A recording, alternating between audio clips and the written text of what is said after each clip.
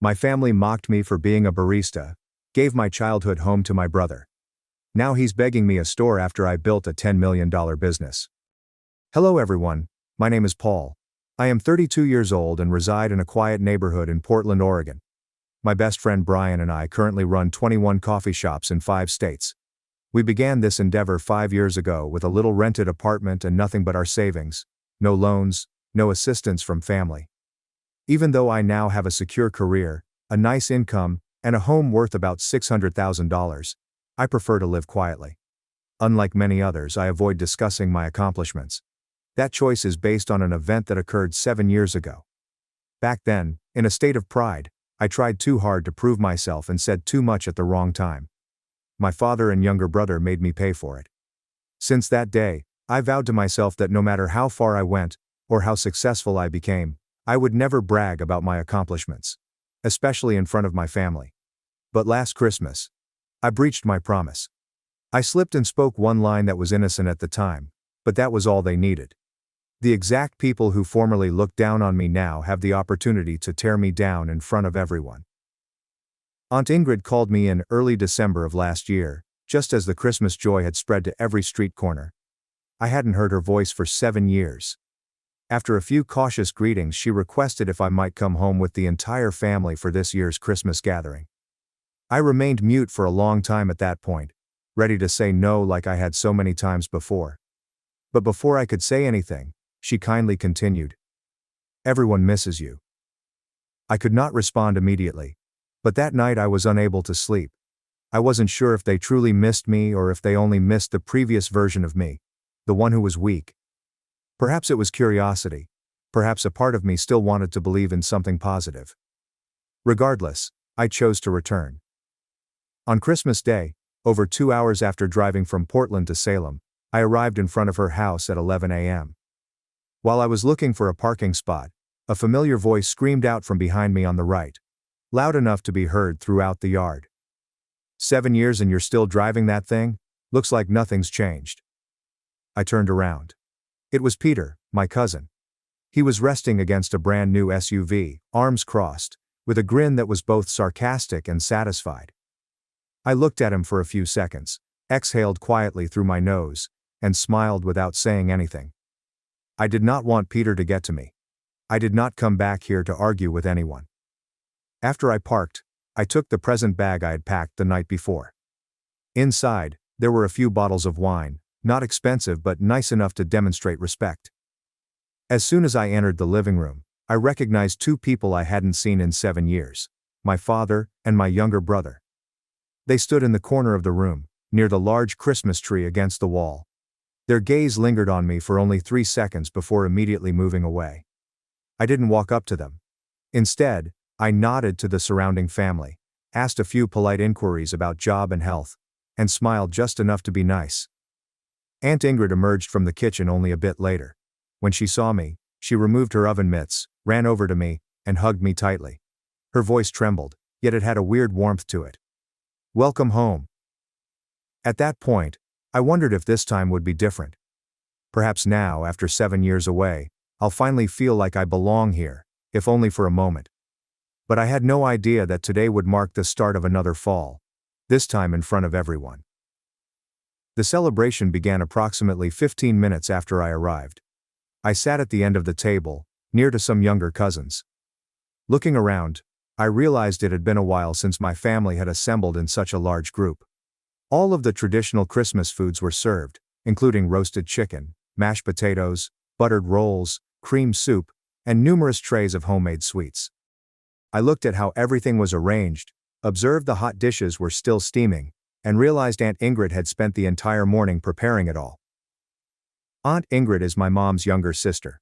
Mom used to swing by our house on a regular basis, bringing sweet pastries and bags of sun-warmed fruit from her lawn. However, after Mom's death nearly 10 years ago, Aunt Ingrid became increasingly distant. My father was the reason she stopped visiting. I remember the few times she stopped by after the funeral. My father didn't bother trying to hide his annoyance. When he opened the door, he would frown and make casual remarks about how we didn't deserve anyone's sympathy. Once, as my brother and I were laughing and chatting with her, he stood up and said, If that's the kind of visit this is, don't bother. I can take care of my kids. After that, I never saw her again. Return to that day's celebration. About 30 minutes into the lunch, just as laughter began to rise from the far end of the table, Peter's father, Uncle Andrew, turned to face me. His voice broke through the background noise in the room. "So, Paul, still working at the coffee shop?" At that point the room appeared to pause. Almost everybody turned to stare at me. I could sense them waiting for a response. Uncle Andrew posed that question because he had a brief work trip to Portland 3 years prior. By chance he came into one of my coffee shops. 2 staff had called in sick with the virus that day, and the store was crowded. So I donned the costume and stepped in to assist, just like any other barista. When he stepped in and spotted me behind the counter in uniform, he stopped for a little minute. I could see the surprise in his eyes, but he said nothing. I did not explain. I nodded at him as I would any other customer, and carried a coffee over to the corner table. I never expected him to bring it up again, but a few days later, the texts started flooding in. Sarcastic text messages, some with laughing emojis and a photo of me in uniform. It didn't take long to figure out where everything started. One night, my father sent me a message. There's no build-up, just one sentence. "You embarrassed me." I didn't respond. At that point, my father and I had long lost touch. 3 years later, in the middle of a Christmas party, Uncle Andrew brought it up again, seizing the opportunity to take a jab. His tone was firm, yet his eyes conveyed mockery. I sat quiet, my hand resting on the spoon, thinking I'd just let it go as I always did. But something inside of me altered. Maybe it was my father's stray glance across the table. Perhaps it was a faint laugh from a neighboring relative. I lifted my head, looked straight at Uncle Andrew, and calmly replied, "Yes, I still do. But now as the co-founder of 21 coffee shops across 5 states. After I stated that, the table became quiet. Even the clinking of silverware ceased. I spotted some people exchanging glances. Some simply stared at me. Then suddenly, Peter, Uncle Andrew's kid, broke into laughter. He slumped back in his chair, shaking his head, and exclaimed, "Oh man, listen to this guy. It sounds like one of those TikTok lads discussing their $1 million enterprise." That was some wild fiction. A few others chuckled. One of my aunts on the left nodded and added, just loud enough, "Yeah, founder, but are you still serving tables?" Something about that does not add up. Someone joined in. Exactly. Anyone can say that. I could likewise declare myself the owner of a 5-star restaurant if all I did was talk. The amusement began to spread around the table, in the form of glances, nods, and discreet snickers that were not hidden. At that point, I looked around the room and felt as if I had just become a joke in the middle of a circus, with my family serving as the audience. Surprisingly, I did not feel ashamed. The only thing I saw were my father's eyes.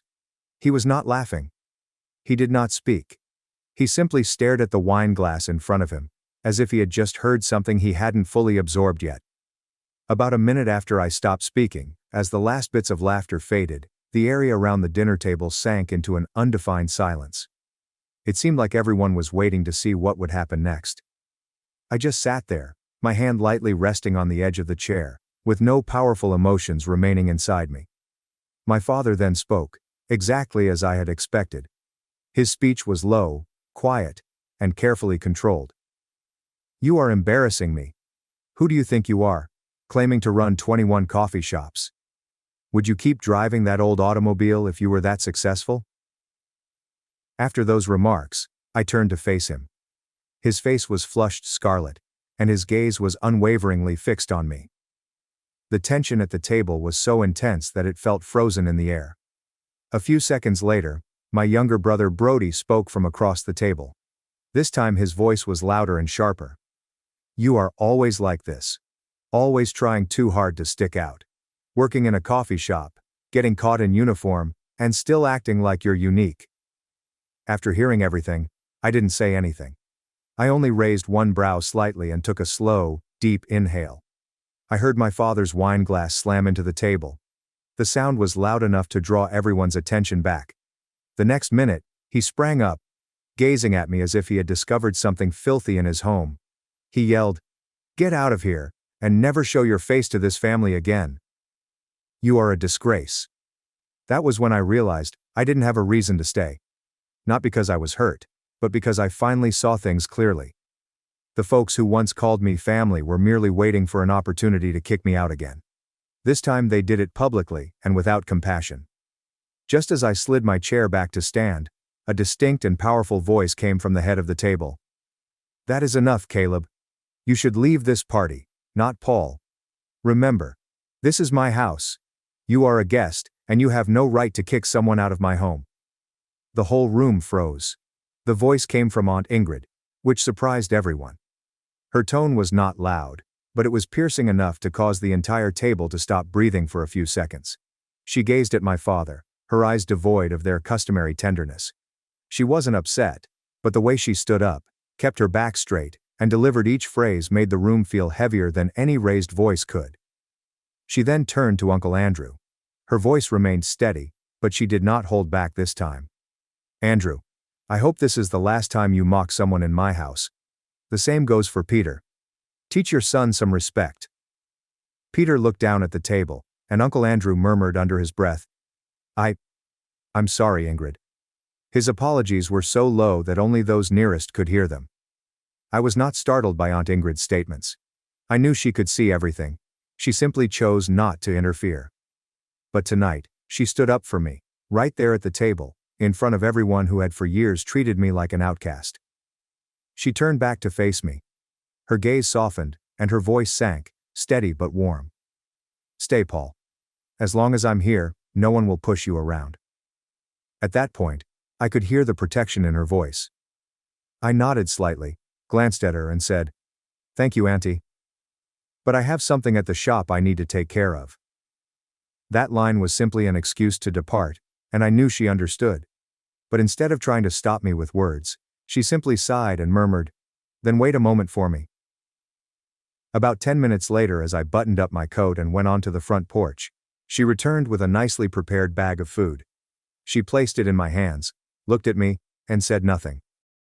At that moment I felt a sting rise in the bridge of my nose. Not out of sadness, nor out of appreciation. It was the quiet anguish of knowing that after all these years, someone in my family still cared enough not to let me leave empty-handed. About 2 hours later, I arrived at a familiar Portland location. Everything was as it had always been. The sound of grinders buzzing, the aroma of freshly brewed coffee in the air, and mellow jazz playing from the ceiling speakers. As I stepped in, a couple staff members behind the desk nodded quickly at me. I returned it with a little nod, and the same familiar smile I'd worn every day for the past 5 years, even on the toughest days. When I approached the bar, Luca, who was at the time operating the machine, stood aside without saying anything. He did not require me to say anything. Luca, like every other barista in our stores, knew I like making my own coffee, especially at the end of the day, or after something that had left my head racing. About 10 minutes later, I returned my cup to my customary location by the window. It was private enough yet close enough to see the full cafe. I sat down, placed the cup on the table, and leaned back in my chair, as if I had returned to the safest place I knew. After the first few swallows, the beans' mild bitterness and hint of acidity began to re-energize my body. My head began to clear. But when I looked through the enormous glass pane, I realized I remembered what happened 7 years ago. Not because I wanted to, but after what happened this afternoon, that memory seemed jolted back into the present, sharp, vivid, and still holding that familiar hurt someplace deep in my chest. 7 years ago, on a Sunday afternoon, I had just returned home from work when I noticed my father sitting in the living room with a newspaper barely past the second page. He beckoned me over and said he needed to talk about something. His tone was calm, as if he were about to discuss something utterly ordinary. I pulled out a chair and sat across from him. My younger brother was also present, seated in the corner of the table with his headphones on, but I noticed him peek over when our father began speaking.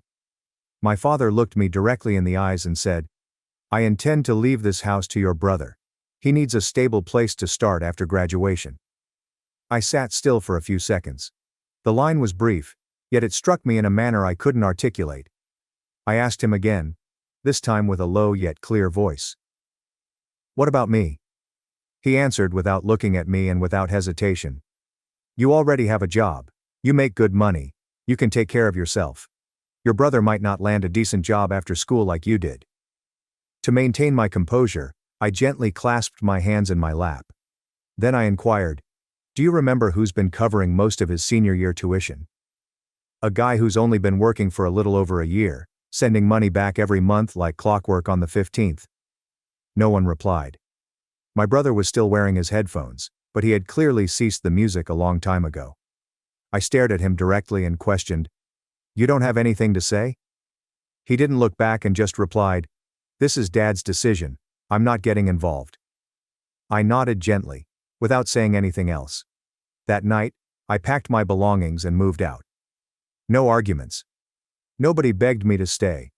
Everything transpired in a peculiar silent way, as if they were waiting for me to depart. I have not gone back since that day.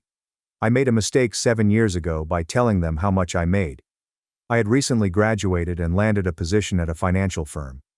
My annual income after taxes was no less than $70,000, and I brag about it to my father. Following that, I learned to live.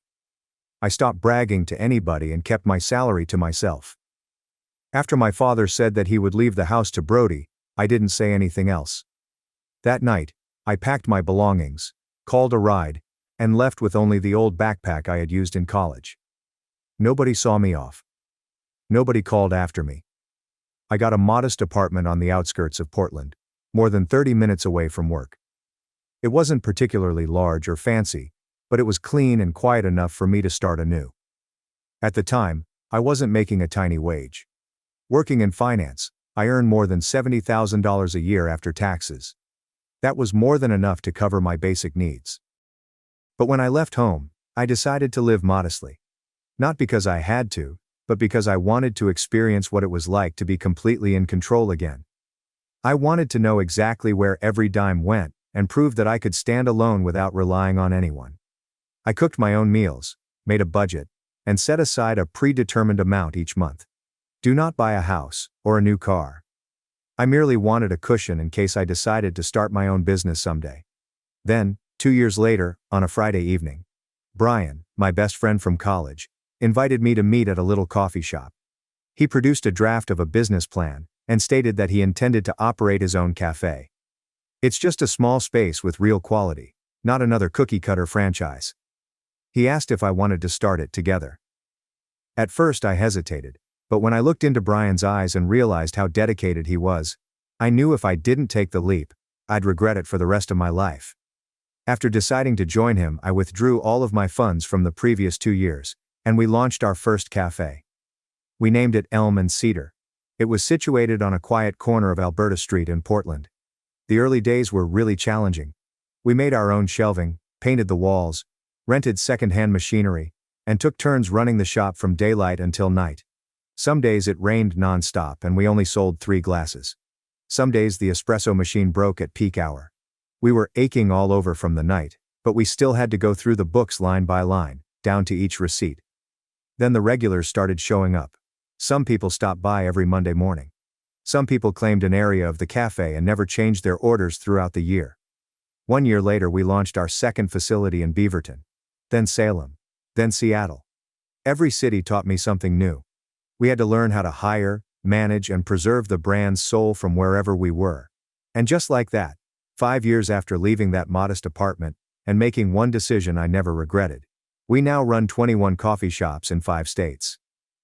My phone buzzed faintly as I sat in my normal cafe nook, my mind wandering through the memories that had recently resurfaced.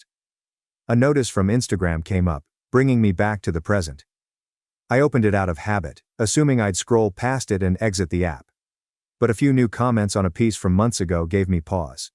It was a snapshot of a coffee with the simple caption, "Slow morning." I hadn't given it much attention when I posted it, but now unexpected names had made comments that I couldn't understand. Someone questioned if I still brag about my coffee shop franchise. Another ridiculed, "Still hand-making drinks with 21 stores? What a humble CEO."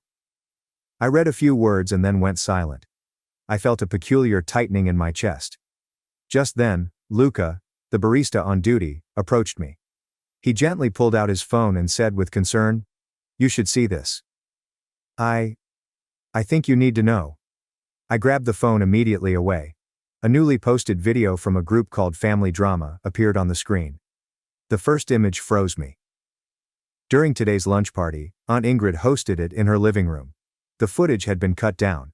It only maintained the portion where I stated that I co-founded 21 coffee shops.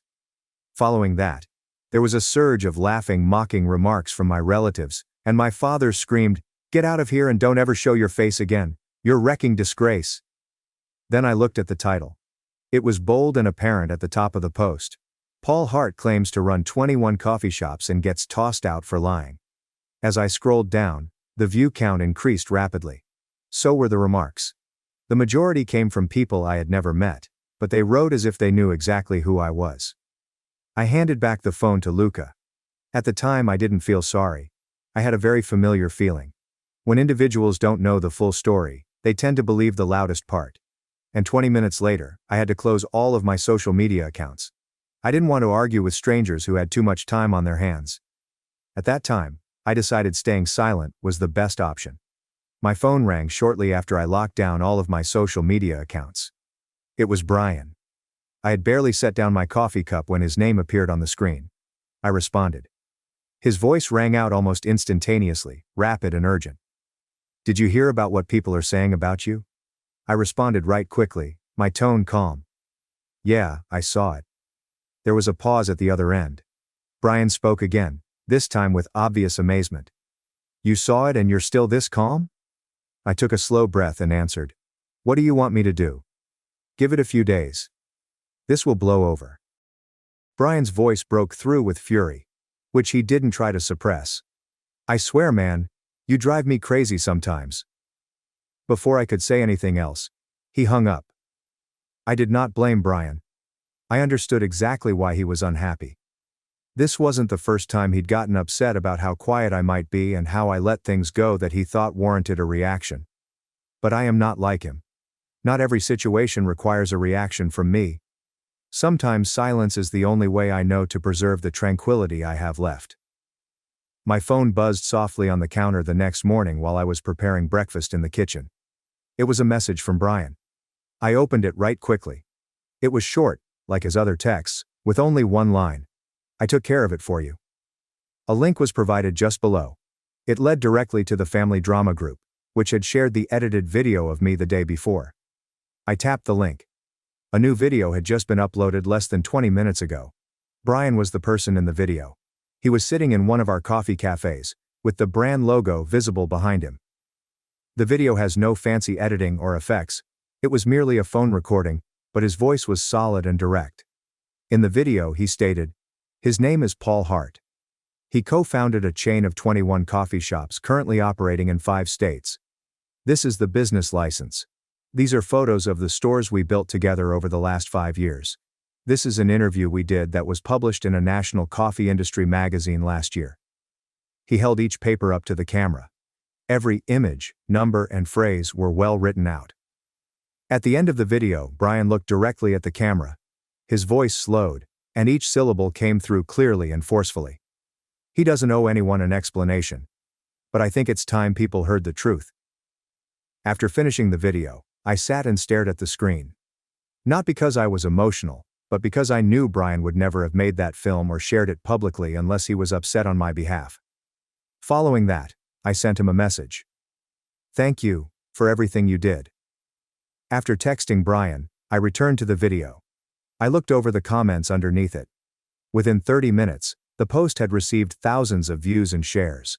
There were no loud chuckles or insulting nicknames this time, unlike the day before. However, this did not imply that everyone supported me.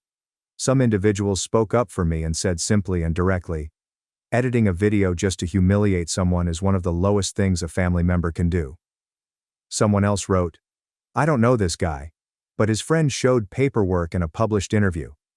That seems legit to me." However, a few tales raised questions. Why stay silent yesterday and only come out with proof now? Feels a little too convenient. Another person responded, "Sure, the facts are there, but the way he talked at the party did feel a bit arrogant." Reading those comments did not surprise me. I knew social media wasn't the place to settle truths and lies. It just makes one thing clear. Who controls the tale? Then, in the days that followed, I returned to my normal schedule. I still had the practice of unexpectedly visiting one of our coffee shops, waiting near the bar for a few minutes, asking a question or two, and then quietly leaving. I have been doing this for the past 5 years. Nothing had changed. I believed the storm had passed. But exactly 1 week later, it reappeared. This time, it was from the people I least wanted to see: my father and brother. I still remember it vividly. It was Tuesday, around 9 a.m. I was reviewing the payroll sheet when my phone rang. My father's name was shown on TV. I didn't hesitate. I hit decline right away. In less than a minute, a message arrived. "Your dad and Brody are waiting at the Portland store. If you don't show up, I'll keep coming back." I stared at the message. I wasn't surprised.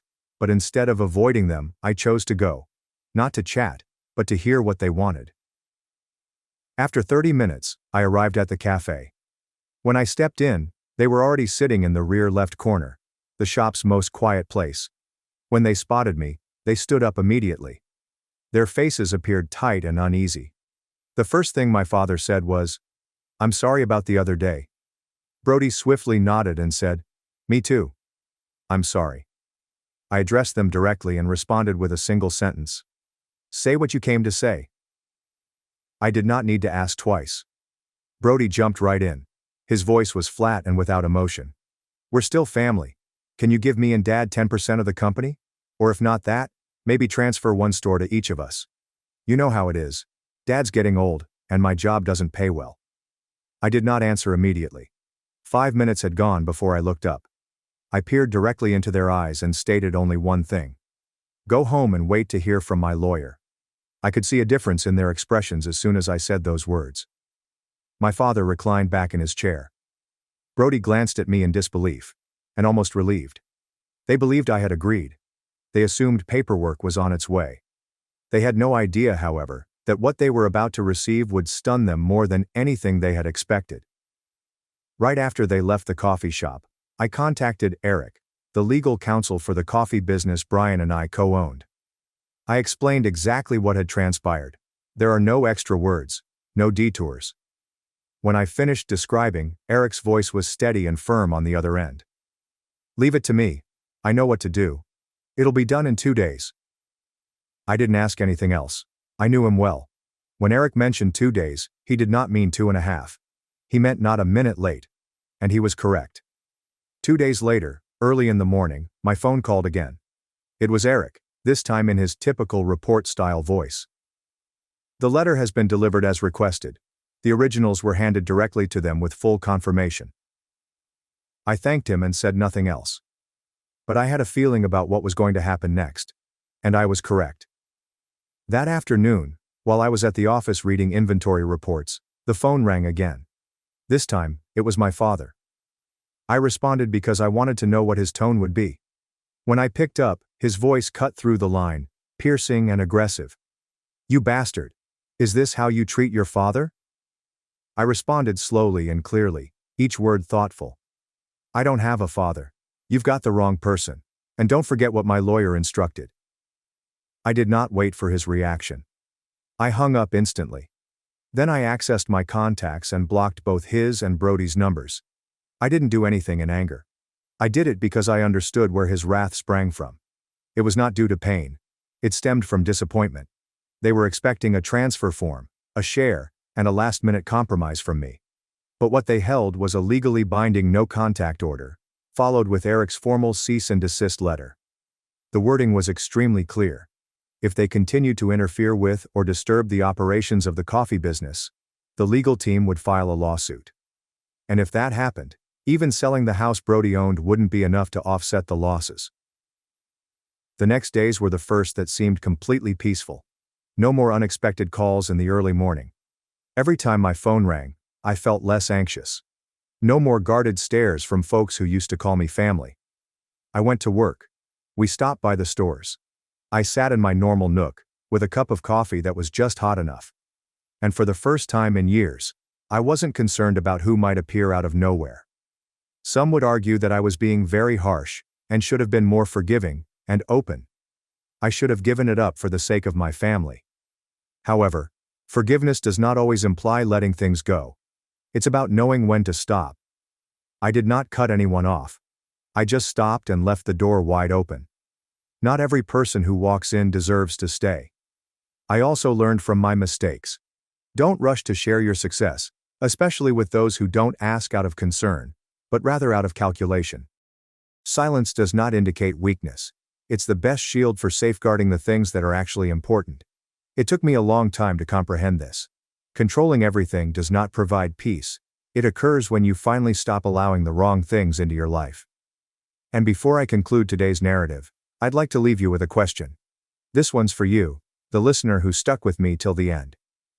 What would you have done if you were in my place at Aunt Ingrid's Christmas dinner, surrounded by relatives hurling barbs and disparaging comments, and everyone looked at you as if you were nothing more than someone with a regular job?